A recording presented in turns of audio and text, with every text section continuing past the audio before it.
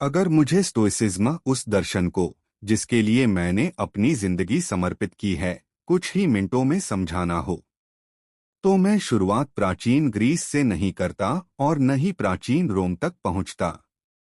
मैं न तो सेनेका या मार्कस ऑरेलियस की बातें करता और न ही तुम्हें उनके बड़े बड़े ग्रंथ दिखाता या बताता कि वो कैसे दिखते थे या कहाँ पैदा हुए थे। मैं शुरुआत करता पहले अभ्यास से, जो हमें एपिक्टेटस से मिला था, जो कभी गुलाम था। वो कहता था, एक दार्शनिक का मुख्य कार्य है यह समझना कि क्या चीज हमारे नियंत्रण में है और क्या नहीं। और असल में यही स्टोइसिज्म की परिभाषा है। हम इस बात को नियंत्रित नहीं कर सकते कि हमारे साथ क्या होता है, लेकिन हम हमेशा इस पर नियंत्रण रख सकते हैं कि हम उस पर कैसी प्रतिक्रिया देते हैं। स्टोइक दार्शनिकों के लिए जिंदगी की हर घटना एक मौका थी। उनके 4 प्रमुख गुणों का अभ्यास करने का: साहस, संयम, न्याय और बुद्धि। साहस यानी बहादुरी, धैर्य और आंतरिक शक्ति। संयम यानी आत्मानुशासन, संतुलन, सही मात्रा में रहना और उन चीजों से दूर रहना जो मायने नहीं रखती। न्याय यानी ईमानदारी, निष्पक्षता और सही आचरण।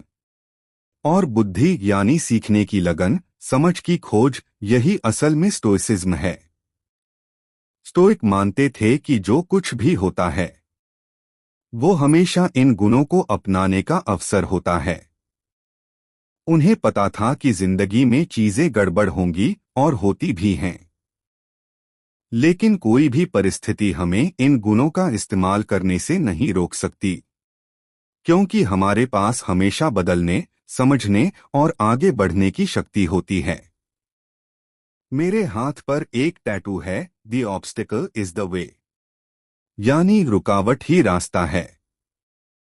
यही स्टोइसिज्म का सबसे छोटा और सटीक मतलब है। 3 मिनट की बात भूल जाओ, बस 5 शब्दों में समझ लो।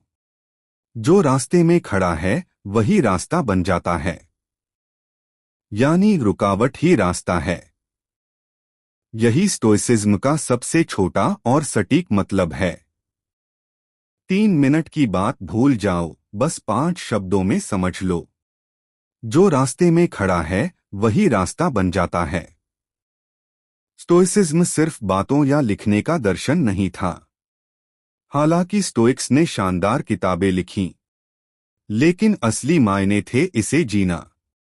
मार्कस ऑरेलियस ने कहा था, अब और वक्त बर्बाद मत करो ये बताने में कि अच्छा इंसान कौन होता है, खुद वो बन जाओ। अगर कोई मुझसे पूछे कि स्टोइसिज्म को कैसे समझना शुरू करें, तो मैं कहूंगा, इसका मतलब भावनाओं को दबाना नहीं है। स्टोइक शब्द और स्टोइसिज्म दर्शन दोनों एक जैसे नहीं हैं। ये दर्शन जिंदा है, प्रेरणादायक है। ये तुम्हें बेहतर बनने की चुनौती देता है, वो बनने की जो तुम वास्तव में हो। इसीलिए मुझे स्टोइसिज्म से प्यार है। मुझे इसे इस छोटे से विचार में समझाने में 15 साल लगे। मुद्दा ये नहीं कि क्या हुआ, बल्कि ये कि तुम उस पर कैसी प्रतिक्रिया देते हो।